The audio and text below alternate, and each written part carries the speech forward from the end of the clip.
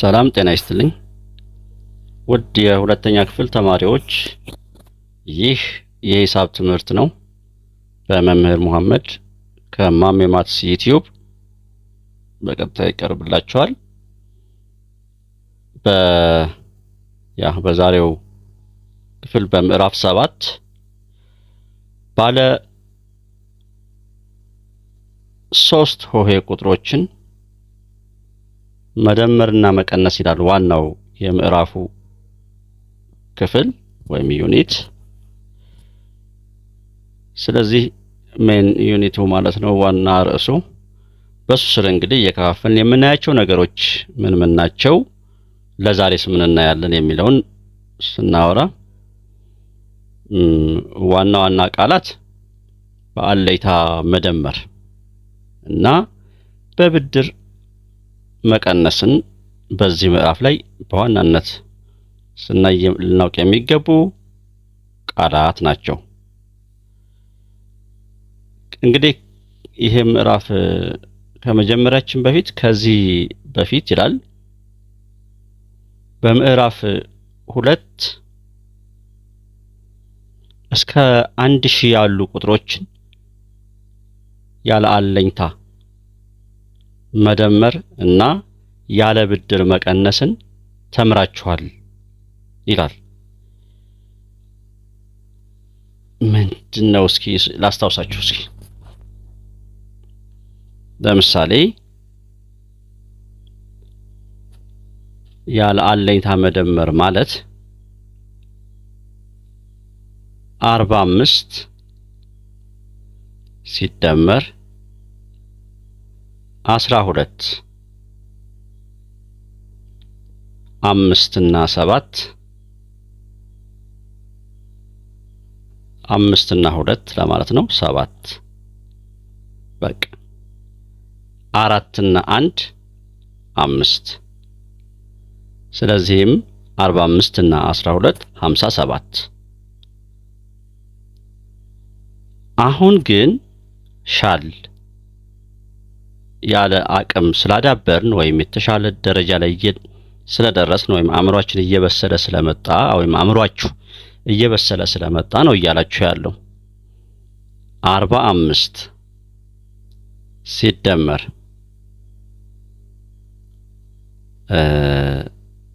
17 ምሳሌ 5 እና 7 ስንደምራቸው ስንት ነው የሚሆኑት? 12። አሁን 12 ብላ እንጽፍ። እንዴት ነው የምንሄደው? እሱን ቀስ እያልን የምንመጣበት ይሆናል። ነገር ግን እንዲህ ብለን እንደማንሄድ ስለዚህ አለኝ የምንለው ነገር እንደሚኖር እንድታውቁት እያላችሁ ነው ያለው። አንድ ካለ ብድር መቀነስ የሚለውን ደግሞ ስከልስላችሁ ምሳሌ አሁን የሚችነው 45 ልምጣና ሲቀነስ 13 ከ5 ላይ 3 ስቀንስ 2 እላለሁ። አሁን የተፈለገው ነገር እዚህ ላይ ነው። ተመልከቱ። ከ5 ላይ 3 መቀነስ እችላለሁ አይደለ? 5 ብዙ ነው፣ ተቀናሹ ደግሞ ትንሽ ነው። ነገር ግን አሁኑ ክፍል ላይ እንዲህ አይነት ነገር ይገጥመናል። 45 ሲቀነስ 17 ሊሆን ይችላል። አሁን ተመልከቱ። ከ5 ላይ 7 መቀነስ ይቻላል? ይቺ 5 ነች ዋናው ማለት ነው።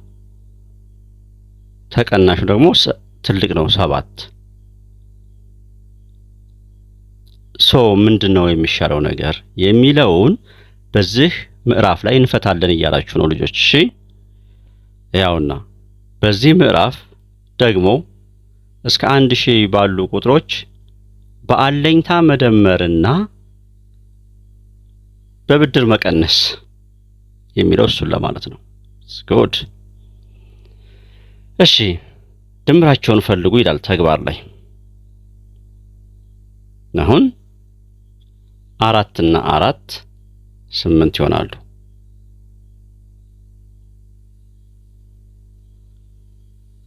7 እና 3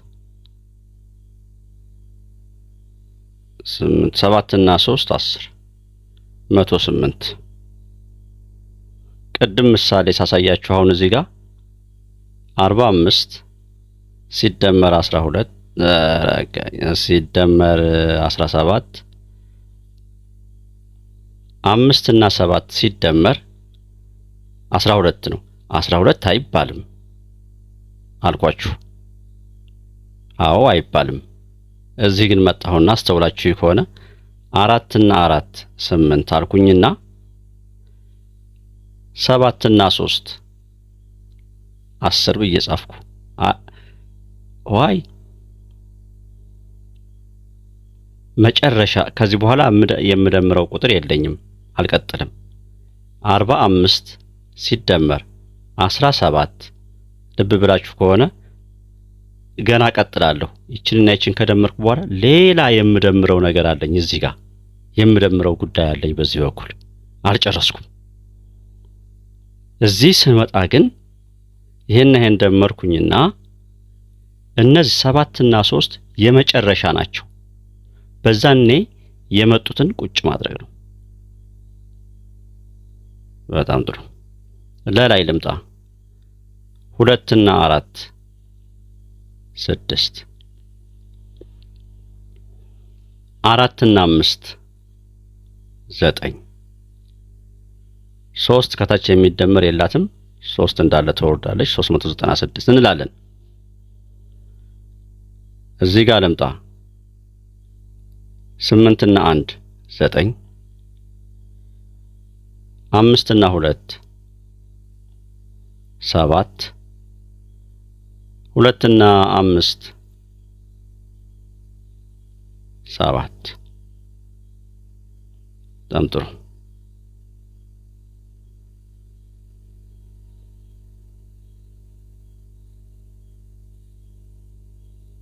እሺ መላይ እዚህ ጋር ስመጣ እዚህ ደግሞ ወደ አግድም አስቀምጧቸዋል። መሰ እና ረ ላይ ያው ነው። እኛ እዚህ ጋር እንደምታዩት 51 ሲደመር 96 ይላል። እኛ እዚህ 51 እንላለን። 96 ብዬ ጽፍና ቁልቁል እደምራለሁ። ልደምር 1 እና 6 7 5 እና 9 14 ከዚህ በኋላ የሚሄደው ነገር ስለሌለኝ 14 እንዳለ 147 ብዬ ጽፋለሁ። ሳላይ ስመጣ እዚህ 515 ሲደመር 82 አቀማመጥን አያችኋት። እዚህ ጋር እንድታስተውሉልኝ የምፈልገው የመጀመሪያው 3 አሃዞች ናቸው። የሁለተኛው ደግሞ ባለ 2 ነው እና ሳስቀምጥ እንዴት እንደማስቀምጥ አያችሁኝ አይደል? 82ን ሳስቀምጥ በእነዚህ በሁለቱ ትክክል ነው የሚቀመጠው። ዋናው ነገር እዚህ ጋር እሺ እንደምር 7 1 እና 8 ሲደመሩ 9 ከዛ 5 እሺ ወደ ስመጣ ባለ 3 ናቸው ሁለቱም 491 506 1 እና 6 7 9 እና 0 9 4 እና 5 9 997 እስካሁን ምንም የተቀየረባችሁ ነገር የለም። እንደ ሪቪዥን እንደ ክለሳ እየሆነላችሁ ነው ማለት ነው። ምዕራፍ 2 ላይ ተምረናል ያላችሁት ነው። አዲስ ብቻ የመጨረሻዋ ደብል እየሆነች መጣለች እንጂ። እሺ ይሄኛው ስልት አሁን ደግሞ ይሄኛው ስልት በመቶዎች በአስሮችና በአንዶች በመተንተን አደማመርን ደግሞ ተመልከቱ። እንግዲህ 38 ማለት 38ን ስንተነትናት 30 ሲደመር ሲደመር 8 ነው 38 ማለት። በጣም ጥሩ። 46 ማለት ደግሞ 40 ሲደመር 6 ማለት ነው። በጣም ጥሩ። የአንድ ቤትና የአስር ቤቶችን አስቀምጥን። እዚህ ጋር ምን እናያለን? 10 ክምችቶችን። የአስር ቤት የተባለው ለዛ ነው። 38 ሲጻፋውን 8 የአንድ ቤት ነች፣ 3 የአስር ቤት። ለምንድን ነው የአስር ቤት የተባለው? 10 ክምችቶች ስላሉበት ነው። 8 ደግሞ ለምንድን ነው የአንድ ቤት? አንዳንዶች ናቸው የተከማቹበት። 46 ላይ ስንመጣ ደግሞ 6 የአንድ ቤት ነው። አንዳንዶች 6 አንዳንዶች አሉ እያላችሁ ነው። 6 አንዳንዶች አሉ። 40 ላይ ደግሞ 10 4 ተከማችተዋል። 4 አሁን እንዲህ አድርጎ ነው እዚህ ጋር የተነተናቸው። ከዛ ምን አደረገ? 10 የአስር ቤቶቹን ደመራቸው። 40 እና 30 70 አላቸው እዚህ ጋር። አሁን ቀጠለና 8ንና 6ን ሲደምር 14 ሆነ። ይሄው 70 ሲደመር 14 አላችሁ።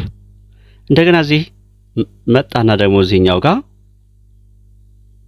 እዚህ ጋር 70 ሲደመር 10 ሲደመር 4 ምን አድርጎት ነው ስንል ይችን 14ን ስንጽፋት 14 ሲጻፍ 10 እና 4 ማለት ነው። 14 ሲጻፍ 10 እና 4 ለምን 14 ማለት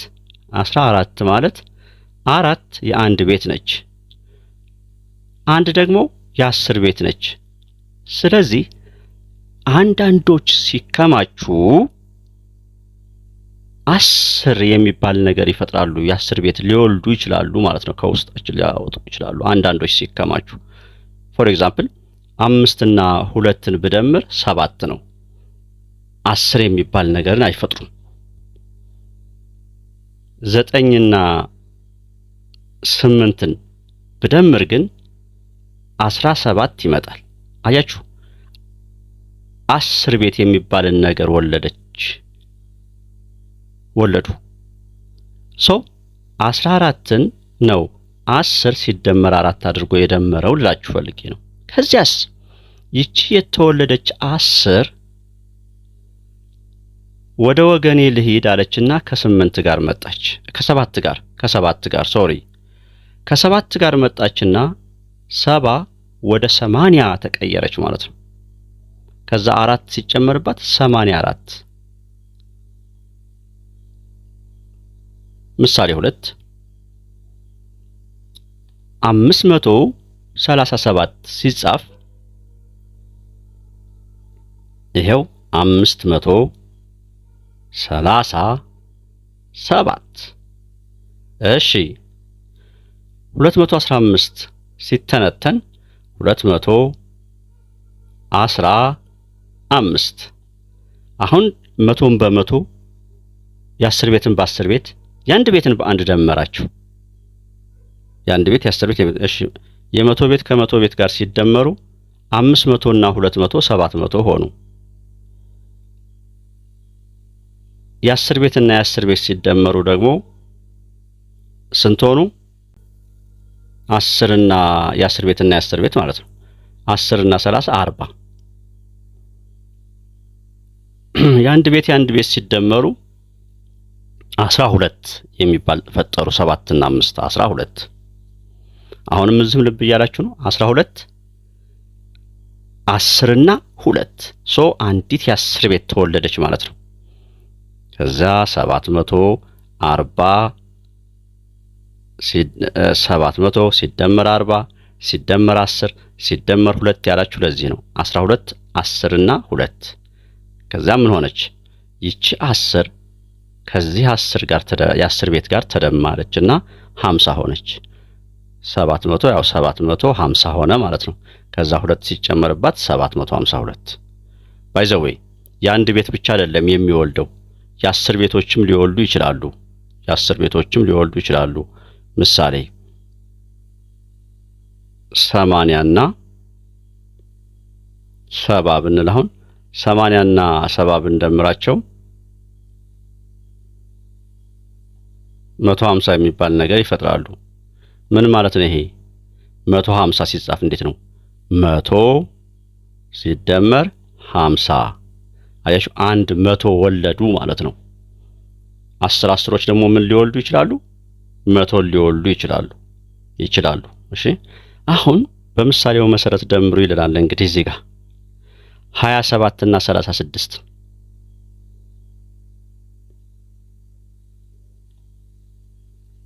እሺ፣ እዚህ ጋር የተሟላ ቴብል ስላለን እዚህ ጋር እሺ 27 እና 36 የመጀመሪያው ሳጥን ላይ ምንድነው የምናደርገው?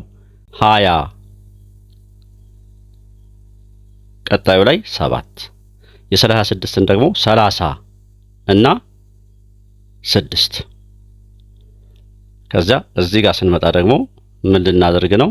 እሱ 20 እና 30 50 ከዛ ቀጣዩ እዚህ ሳጥን ላይ ደግሞ 7 እና 6 ሲደመሩ 13 ብለናል አይደለም? 50 ሲደመር 10 ሲደመር 3 አንድ ሳጥን ቢጨምርልን እሱ በቀጥታ ነው የወሰደው። ስለዚህ ምን ይሆናል?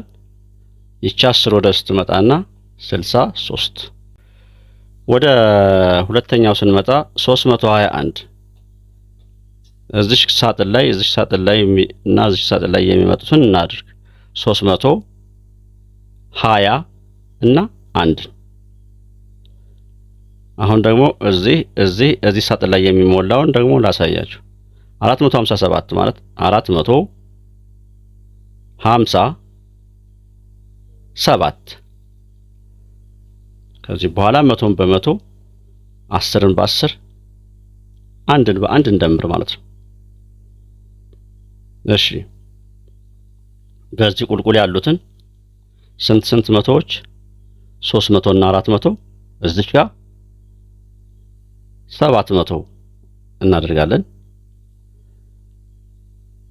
20 እና 50 እዚህ ጋር 70 እንላለን።